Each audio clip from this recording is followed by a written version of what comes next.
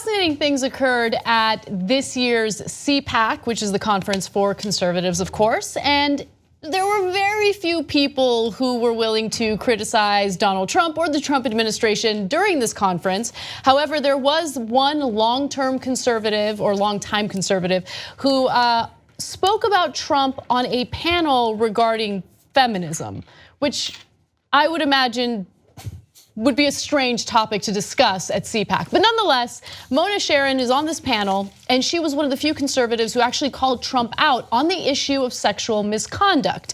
Now, she said, and I quote, I am disappointed in people on our side for being hypocrites about sexual harassers and abusers of women who are in our party, who are sitting in the White House, who brag about their extramarital affairs, who brag about mistreating women, and because he happens to have an R next to his name, we look the other way.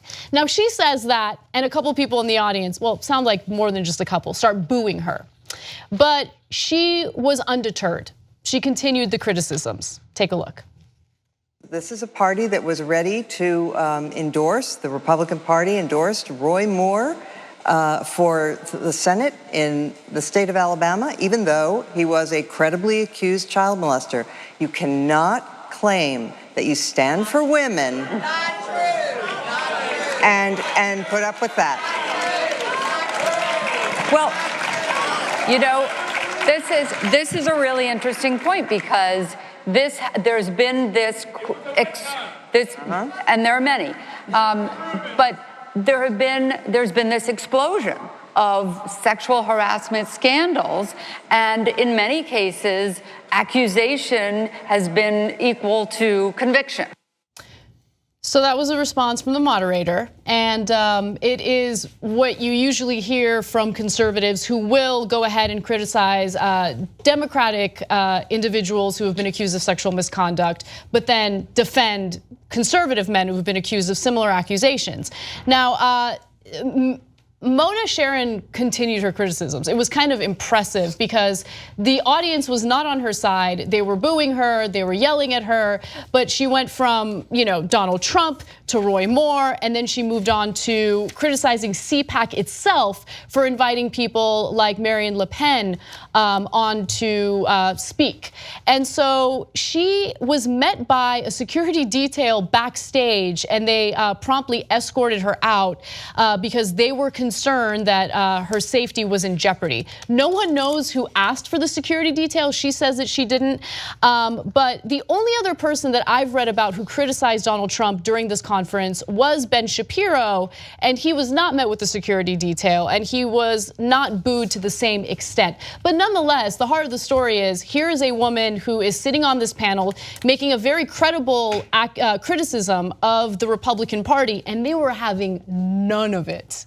So jump in. Yeah, so a couple things. I'm not at all surprised they're having a panel about feminism because it's Fox News 101, Conservative 101. You invite a bunch of women to crap all over other women. And you do it under the guise of feminism. And then they will often in these panels talk about real feminism is, understanding that women don't have to be equal to men. And they'll come up with all this nonsense. And the real problem are women and people who are fighting for women's rights, etc. Now, in this case, Mona Charen went off script. It's not that she's a liberal. They didn't invite a liberal there. She's a conservative. And she even said afterwards, she said, I don't know why they call security. And I think CPAC are still good people, very good people, right? But it's true that we have this problem where we support these guys who have credible allegations against them. But even stating something that is true at CPAC is unacceptable. Just real quick, I really want to emphasize what you just said about Charen being conservative. She is very conservative, has written for the National Review. But what's happening at CPAC this year shows just how far the right the Trump administration has pushed the Republican Party. Because back in the day, National Review, they were the bigwigs at CPAC, right? And National Review, of course, very conservative publication. But because they have not signed on to the Trump campaign, because they criticize criticized Trump in some of their op-ed pieces, they are now, I wouldn't say banished, but almost banished from CPAC. They went from having a large presence at these annual conferences to now having a very small, like little dark corner section of the conference, which I thought was really fascinating. So I think the way in which you criticize Trump, I think, really matters. And oftentimes, I give no credit to a lot of these conservatives because the nature of their criticism I find ridiculous. So oftentimes you see they'll decorum police him and they'll act like, you're not polite, sir. Why don't you bomb people overseas with a smile on your face and while you say pretty things? So I just find like there are so many criticisms from the left which just land and are really clear and obviously coming from a moral place. And I don't know, that like, I give her credit because the audiences, they're all authoritarians and they're all sycophants and they're all brainless and that's gonna be the reaction, and she walked into a minefield there. But how much would you love it if somebody went up there and was like, Donald Trump killed an 8-year-old girl in his first military raid as president? Imagine the reaction from the audience if they did that. He raised taxes on everybody who makes $75,000 a year or less in his tax bill. See, if somebody did that, I'd say that's like real courage and they're talking about a real serious issue. But this, I feel like, so I think context matters, fruit, right? like. So this panel was about women's issues. Oh, that's true, yeah. Right, so if, I totally agree with you, women, that is a legitimate criticism of Trump, and I would love to see that at any conference period, right? But in the context of this discussion, which has to do with women's issues, she is saying something that we've argued on this show on multiple occasions, that there is this double standard amongst Republicans when it comes to the issue of sexual misconduct. They will aggressively criticize Democrats or liberals who have been accused, but when it comes to their own, no, they're not having it. Yeah, I think the biggest myth in this regard that the mainstream media puts out, and by the way, a lot of the Democrats put out, and I think it is really, really damaging, is that there is a quote unquote real Republican Party that is separate from Donald Trump. Well, Donald Trump's a bad guy and he tweets bad things, but real Republicans are wonderful people that we just have honest disagreements with. So hey, real Republicans, why don't you vote for us Democrats? Oh, please, right? And the media goes along with it because for the entirety of their existence, they've been saying, he said, she said, 50-50. I can't tell because I don't know anything about news, who's right and who's wrong, which facts are actual facts and which are made up, etc.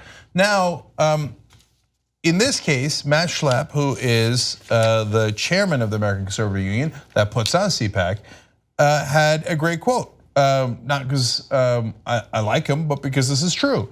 He said, this idea that the Republican Party is somehow split or the conservative movement is somehow split about Trump is just not an accurate portrayal. He went on to say, indeed, more than 9 out of 10 attendees at this year's CPAC approve of the president's job performance, according to straw poll results. So no, Donald Trump is the Republican Party. And so when the whole affair, all of CPAC was with this one exception, that's why we're talking about it, because it was so different, was, oh, Trump is awesome, Trump is wonderful, and then Trump comes on and they're like, yes, Trump did a terrible, vicious speech, not against undocumented immigrants, this is really important, but against legal immigrants, all immigrants. And he called them the snake. Okay, and he read a ballad about how the snake comes in on it, and then once you invite him in, it kills you, right? And he did that about what they call chain migration, which is the heart of legal immigration in this country. And they all applauded wildly. Right. So if you think Donald Trump's a monster, and a lot of the mainstream media do paint him that way, well then you have to say that the Republican voters and all the Republican politicians who agree with him are also monsters. Yeah, look, I think that the Republican Party was quick to denounce campaign Trump because he went against what they typically do. Look, what they like to do is trick you. Like they come in with their polite language and decorum, whatever you want to call it, but they have the same policy ideas. Yes. It's just that Trump is this like monstrous slob who comes in and says out loud what everyone in the Republican Party is thinking, but they don't want to say out loud because it won't help them with their agenda. Once Trump gets elected, that's it, game over. He wants the same policies. And actually, the National Review, you said she's from there, right? Yeah, she used to write for it. She used to write for it, okay. The original disagreement from the National Review was that it was when Trump was campaigning and he was doing the populist rhetoric. Their arguments against Trump were, oh my goodness, he's not for free trade. Oh my goodness, he's not for American empire. He sounds like he's gonna maybe get us out of some of the wars. So that was their original disagreement with him. But to your point, ultimately, they're hand in hand. They're doing everything together because he ended up pushing for all the pro-establishment policies and they're all pro-establishment. They are the establishment. So at the end of the day, it was just a rhetorical difference at the beginning and now they're all the same. Yeah, and the most frustrating part of all this, of all these different groups that are involved here, is the media. And the reason I say that is, okay, I get it. The Republicans are trying to trick you. They pretend to be progressive populists during the campaign, and then they turn around and are establishment. Okay, and Donald Trump is finally just saying it, and the voters are like, yeah, why didn't you just say it before? Yeah, we agree with you. We don't like Latinos. We don't like Muslims. And the blacks in Chicago are causing all the crime because they don't have fathers. Now finally somebody said it, right? Like, so none of those things are true, but that's what the voters, the Republicans warmed them up to that. And like with the dog whistle. So when Trump threw the dog whistle in the garbage and used a human whistle, the voters were like, yes, finally, the loathsome guy we were looking for and got trained to like. So stop pretending it isn't all Republicans. It is, it is, it is, it is. So look, I'm glad she had the courage to disagree with them on one small issue. And of course, it was met with universal disdain, because how dare you not bow your head to the authoritarian leader? If you become a member of the Young Turks, you'll be saying, you know, I'm like a smart person. So do it right now, tytnetwork.com/join. Get the whole Young Turks show every day.